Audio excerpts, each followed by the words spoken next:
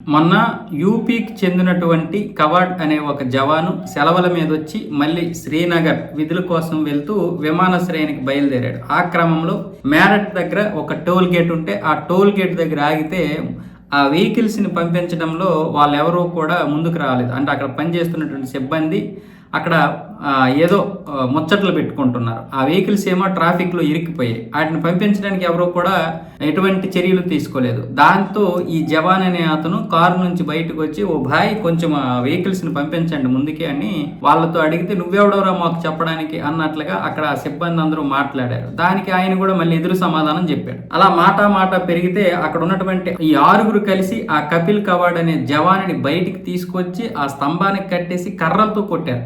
వెంటనే ఆ జవాన్ని హాస్పిటల్లో చేర్పించారు. దాంతో ఉత్తరప్రదేశ్ ముఖ్యమంత్రి అయితే దీన్ని చాలా సీరియస్గా తీసుకున్నారు. NHAIకి అయితే ఆదేశాలు జారీ చేస్తే NHAI national highway authority of India వెంటనే అక్కడికి వచ్చి ఆ ఏజెన్సీని రద్దు చేస్తున్నట్లుగా ప్రకటించడమే కాకుండా 20 లక్షల రూపాయలు జరిమానా కూడా విధించింది ఆ టోల్ ఏజెన్సీకి. దాంతోపాటు ఆ కర్రతో కొట్టుడెవడో ఆ మిగతా కొట్టినట్టు సపోర్ట్ చేసినటువంటి 5 మొత్తం 6 కూడా పోలీస్ స్టేషన్లోనైతే శిక్షలు అమలు చేస్తున్నారు. అంతేకాకుండా అతన్ని కొట్టారు కదా, ఎలాగైతే కొట్టారో ఆ కొట్టినటువంటి వాడిని కూడా అదే విధంగా పోలీసులు తీసేశారు.